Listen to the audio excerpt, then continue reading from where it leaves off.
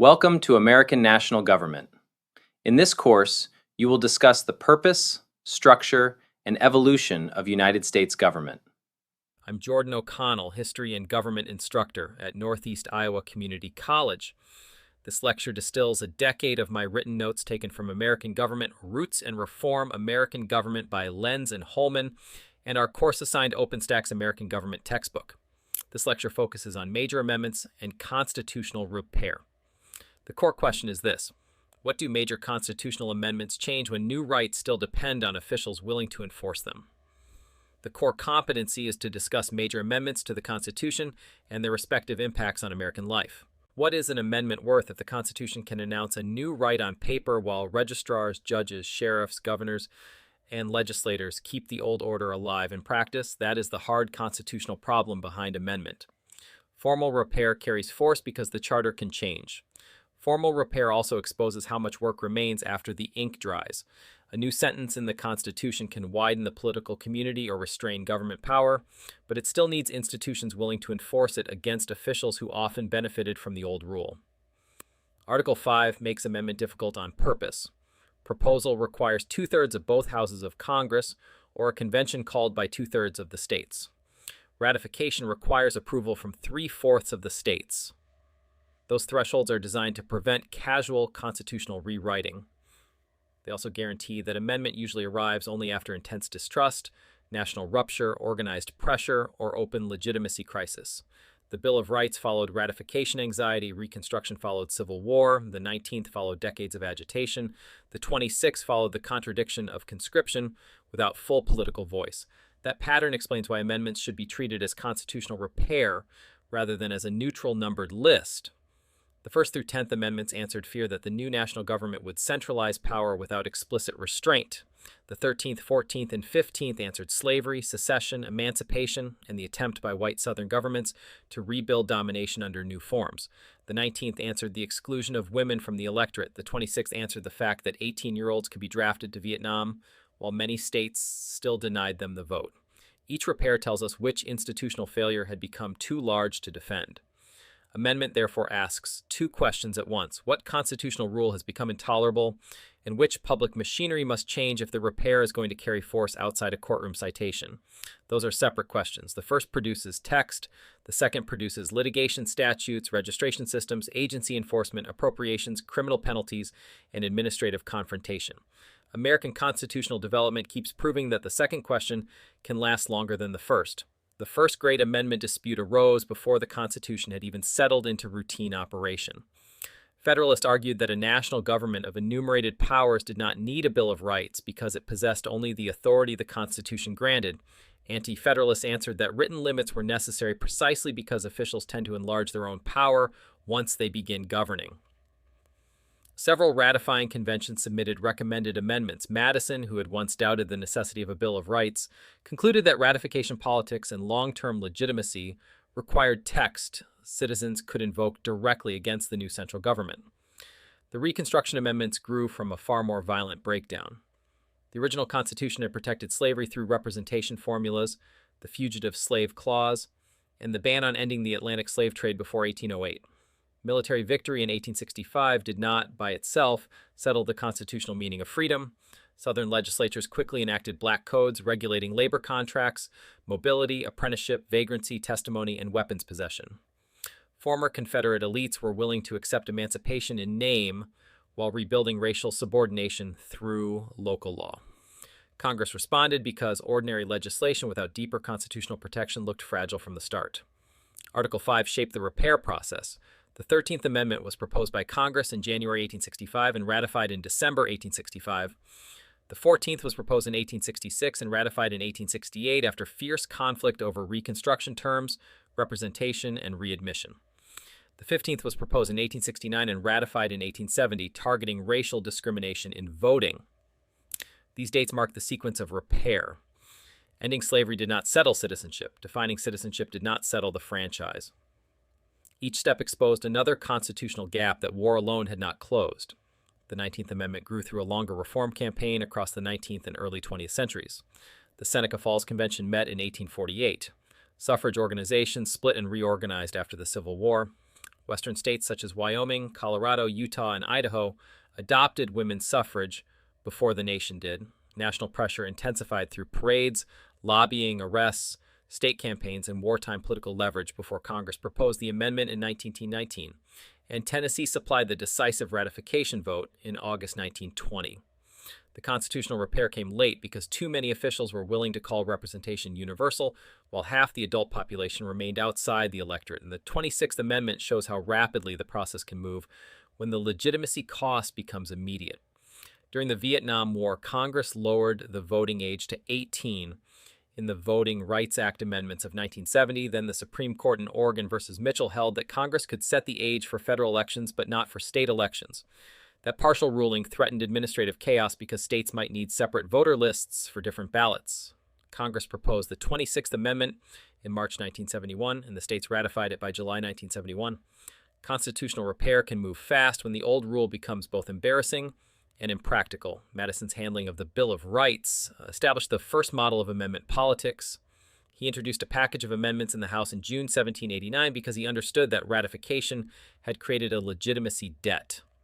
The new government needed revenue, courts, executive departments, and military capacity, but it also needed public confidence that these instruments would not swallow liberty.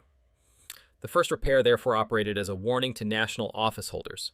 Proceed, but proceed inside written limits that the public can quote back at you. Reconstruction, Republicans faced a different machinery problem.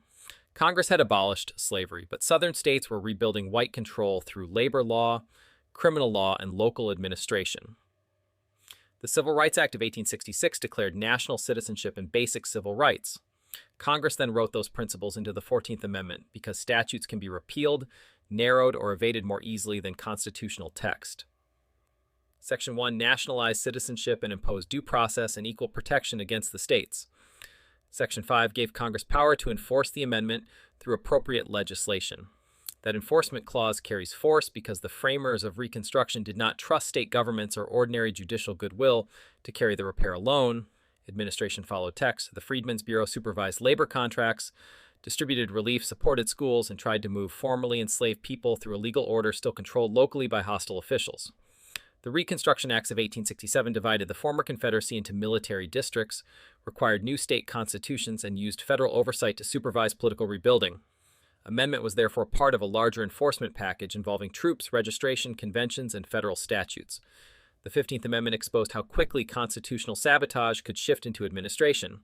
Southern states and local officials built literacy tests, understanding clauses, poll taxes, white primaries, registration windows, purges, and intimidation systems to keep black citizens from voting while pretending formal compliance. Congress answered with the Enforcement Acts of 1870 and 1871, but withdrawal of federal commitment in the late 19th century allowed disfranchisement to harden. This is why constitutional repair cannot be measured by text alone. A county registrar with a ledger book, a sheriff with arrest power, and a state constitution convention can do more to defeat an amendment than any speech praising equality can undo. The suffrage movement showed the same truth through a different set of institutions. Carrie Chapman Catt pursued state campaigns and national lobbying through the National American Woman Suffrage Association. Alice Paul and the National Woman's Party used White House pickets, public confrontation, arrests, and prison protests. The 1913 suffrage parade in Washington, D.C., the Silent Sentinels in 1917, and the prison abuse that followed made exclusion politically harder to defend. Legislators moved because activists changed the cost of delay, not because abstract principles suddenly became self-executing. The 19th Amendment still left enforcement gaps. Minor v. Happersett in 1875 had already made clear that citizenship alone did not guarantee voting rights for women. After 1920, Southern states used the same local and state machinery that had narrowed the 15th Amendment to limit black women's access to the franchise. The repair widened the claim, but officials on the ground kept deciding who could complete registration, who could survive intimidation, and whose ballot would be counted. The 26th Amendment compressed the same dynamic into months instead of decades. Once Oregon v. Mitchell threatened dual voting age rules, election administrators faced the prospect of separate federal and state voter systems. Congress and the states ratified rapidly because the draft, the war, and the administrative burden combined into an indefensible constitutional posture. The amendment answered the contradiction, but it also proved a broader rule. Constitutional repair happens when moral pressure and institutional inconvenience converge hard enough that the existing arrangement becomes impossible to manage. The later history of amendment enforcement confirms that repair can change doctrine long after ratification. Section 5 of the 14th Amendment became the basis for civil rights statutes and voting rights enforcement. Litigants used equal protection and due process claims in cases involving school segregation, criminal defendants, marriage, and gender discrimination. Congress used the 15th Amendment enforcement power when it passed the Voting Rights Act of 1965. The constitutional text did not finish the conflict, but it gave later lawmakers and lawyers a harder instrument than moral appeal alone. The language of the major amendments reads like constitutional triage because each text was drafted under pressure from an existing failure. The First Amendment opens with "Congress shall make no law," a phrase chosen because ratification opponents did not trust national officials to discover restraint on their own. The text is short, but it carries accusation inside it. Government had already been built strong enough to require a written break. The Reconstruction Amendments read even harder. The 13th Amendment abolishes slavery except as punishment for crime. The 14th begins, "All persons born or naturalized in the United States are citizens," because former Confederate governments were already narrowing the meaning of freedom through local law. The same amendment then adds that no state shall deprive any person of liberty without due process or deny equal protection of the laws. Those words were written because Republican lawmakers expected resistance from state governments and wanted language sharp enough to override local refusal. The suffrage amendments operate with similar bluntness. The right of citizens of the United States to vote shall not be denied or abridged on account of race in the 15th Amendment and on account of sex in the 19th. These are not celebratory lines. They are commands directed at officials with a record of exclusion. The texts do not describe the marches, arrests, congressional fights, or state obstruction that made them necessary. They assume all of that pressure and convert it into enforceable constitutional language that later litigants, administrators, and organizers could wield. That is the tactical force of amendment language. It is written when trust has already failed. The source is valuable because it shows what the constitutional order had become unable to deny in public and how much coercive work still had to follow once the country admitted the old rule could not stand. The Constitution's amendment history proves that the Charter can be repaired and that repair can still leave the underlying conflict alive for generations. Rights claims expand, but hostile institutions learn new tactics. Congress can write an enforcement clause, but legislatures can underfund agencies, courts can narrow doctrine, and local officials can slow compliance through paperwork, timing, and selective administration. The amendment changes the formal rule. It does not guarantee equal force in every courthouse, polling place, jail, school district, or administrative office. That is why amendment politics never stays in the past. Disputes over speech, firearms, due process, equal protection, voting access, discrimination, and the meaning of citizenship still depend on texts written during earlier crises. The country keeps returning to the amendments because the old injuries were only partially resolved and because later conflicts are still fought through the tools those amendments created. The unresolved constitutional tension is severe. If citizens praise amendment text too quickly, they can mistake formal recognition for lived equality. If they dismiss amendment text because enforcement remained incomplete, they risk erasing the hard-won authority that later movements still need. The Constitution can change.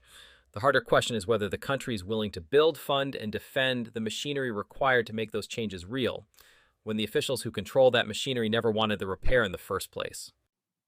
If you're curious how I'm using AI to build these lectures and reshape higher education, visit thelibertytolearn.com. I'll see you in class.